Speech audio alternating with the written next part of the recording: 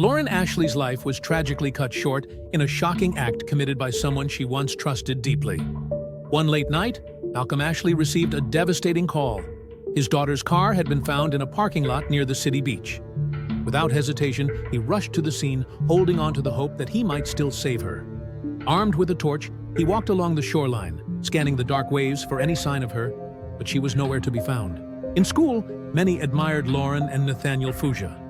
Nathaniel, the tall and serious athlete, and Lauren, the petite, spirited young woman, had known each other for years.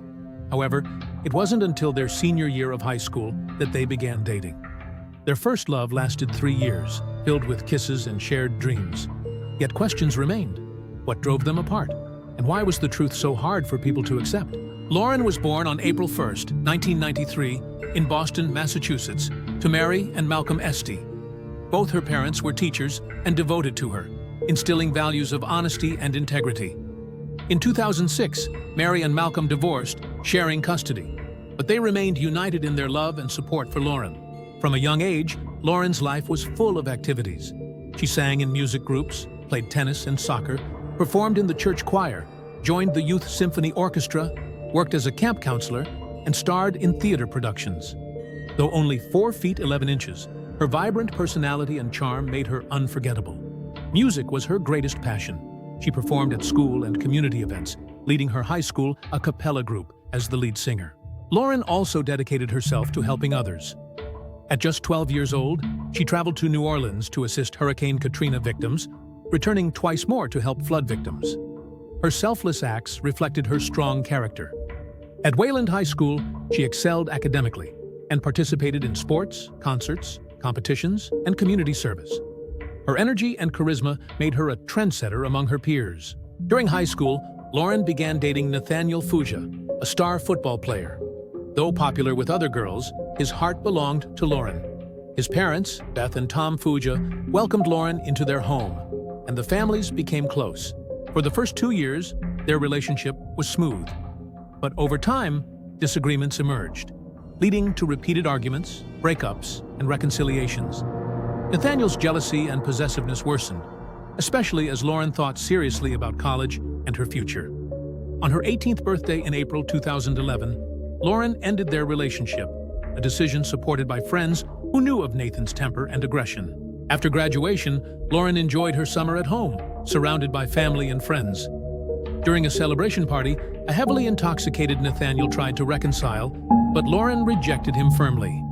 In a fit of anger, he damaged the party tent, foreshadowing the danger he posed. On July 3, 2011, Lauren went to work at a mall clothing store. Security cameras recorded her entering at 9:45 a.m. and leaving at 6:45 p.m., talking on her phone. She planned to meet friends after changing at home, but she never arrived. Her father immediately contacted the police. Later, Lauren's red Jeep was found at Wantown Beach, with her belongings inside, but she was missing.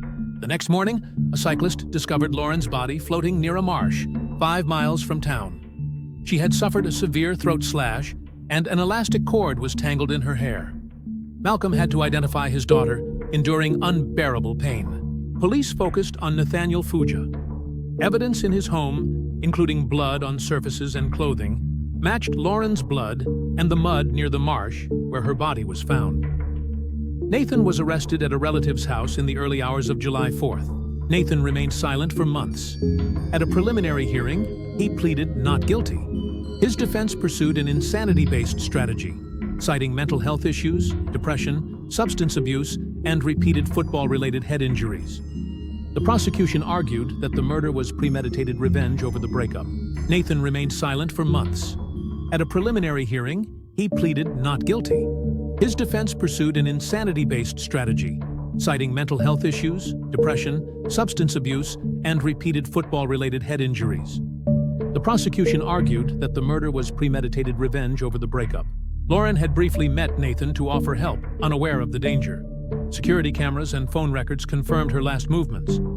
Evidence suggested that Nathan strangled Lauren with a cord, inflicted defensive wounds, and later transported her body to the marsh. Forensic evidence demonstrated planning, undermining the insanity defense. On February 13, 2013, the trial began. The defense claimed Nathan was legally insane, while the prosecution emphasized premeditation. Witness testimony and forensic evidence showed deliberate intent. On March 7, 2013, Nathaniel Fuja was found guilty on all charges and sentenced to life in prison without parole.